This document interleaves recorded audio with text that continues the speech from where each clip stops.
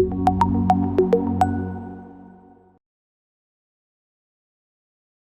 data first is, a little bit of an outdated approach, and let me explain why. With the advent of the EMR, healthcare really has become a data industry. We're collecting reams and reams of data. Data is the lifeblood of any healthcare organization today. The challenge isn't taking a data first approach because we're swimming in data, but it's to be able to derive actionable insight from that data. So a while ago, coming up through the ranks of technology and having worked with data and analytics and advanced AI capabilities years and years ago, I remember doing a data science exercise, data mining back in the day, where we analyzed their survival rate of passengers on the Titanic, right? So we used all sorts of statistical methods to come up with a conclusion that women and children had a significantly higher survival rate of all passengers on the Titanic. Since the norms of the time were women and children first, obviously this made sense. Was this really, this outcome of this analysis insight? Was it actionable? The point of the exercise was not to mathematically identify this relationship, but to show that analysis should lead to actionable insight.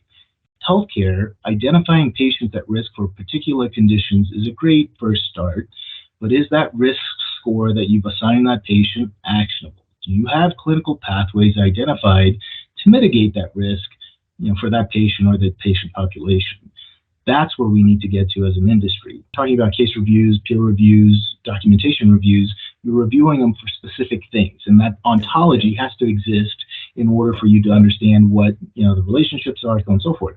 AI can then take that, map those, identify those relationships, give you, hey, this is, what the common themes are across all of these, right? Create discrete elements so you can analyze it more, discreetly. There's an abundance of potential in this space using those two technologies that are proven. What's really happening is that the AI is managing the whole process, right? So you get something submitted and it's not, here's a whole dump for the underwriter. It's, we've gone through these documents, even though a lot of them are PDFs or paper. So you have to scan and you have to kind of understand what's going on. And we're extracting all that information. We're checking the submission against what we can find on the internet, third-party data sources and so forth. And instead of just sort of saying, here, Mr. or Ms. Underwriter, here's a packet, figure it out, a lot of that is organized. And that speeds the process greatly. In workers' comp, the speed is not only for the sake of efficiency, but it also can fundamentally change the relationship between the medical provider, say the employer, and the employee. Because if you get hurt, you want somebody to acknowledge that you got hurt. You want something to happen quickly. And if it doesn't happen quickly, then you're thinking, that dumb employer doesn't care about me at all. But if it does happen quickly, then that changes the whole nature of the conversation. Imagine that, if there's a lawsuit 5 years from now, like we got to produce something, right? And what do we have to produce from the AI? Like, what do you think we should be thinking about now? Like table stakes, what do we have to produce? Sure. What should we be producing? It's going to be very similar now, but more complex. What healthcare professionals are dealing with in terms of the audit trail discovery. A lot of times, we all know this, it's standard practice. Plaintiffs' law firms are seeking the audit trail to find the aha moment where there's a records alteration after the fact. The audit trail will show that. And part of the problem with a lot of healthcare systems is that they're buying a product that's created for them, and they could either, it's an evolving system, and no one really has their arms around it. They don't know how to get some information. People internally move on, and then you may even, for example, get a new product, and the old EMR vendor doesn't want anything to do with the healthcare provider. They don't want to get involved in the litigation. If there's a real issue, they don't want to have to turn over their proprietary information. All those types of things, you could see that with AI. If it's truly an AI error, you can see, similar to the audit trail, expensive discovery. I want to go in. I want the production of the audit trail. I want to know all versions that you've used. I want to know the upgrades and amendments.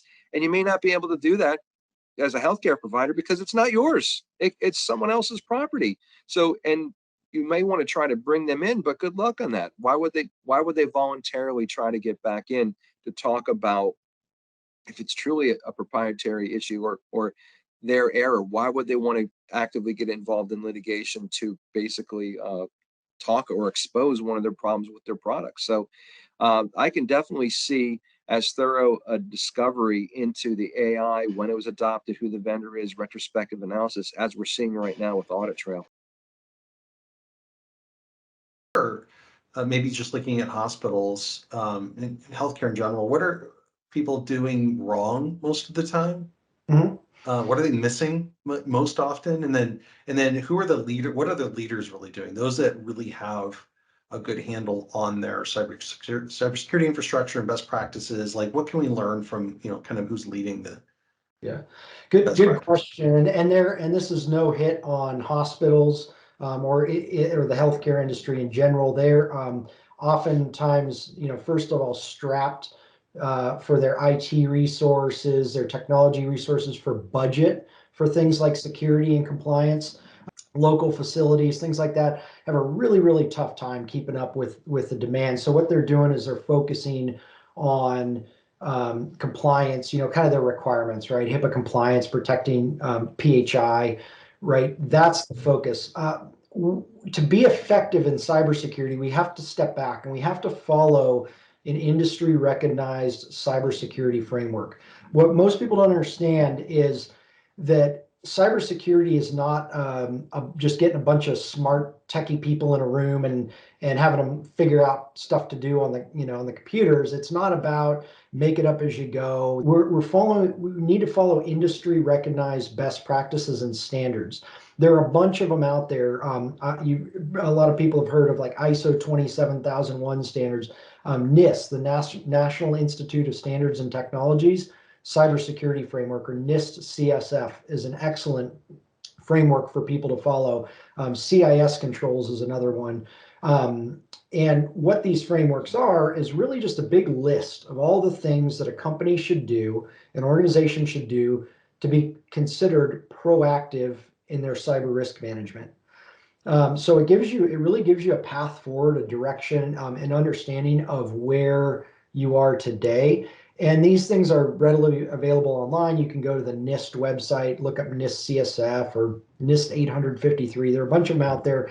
Reality is they all say about 95% of the same thing. They just laid out in different ways with some different verbiage. But what they're getting at are those core security controls you have to have in place. Well, I'm in the process of investing in the top-notch practice management software. And so case management software, in essence, where we will almost fully automate the firm. And so that will help us assist our clients better. It's going to enhance communication. It'll help us decide, which cases to take. We'll literally have grading scales on cases for new cases based on the criteria. We'll be able to embed videos in automatic responses, essentially like when something changes on a case, a status changes, and a video of me or one of the other attorneys will be embedded, and it'll automatically send an email out. So this is what's happened. This is what's going on. This is what's next. So the case management software alone that we're using is just phenomenal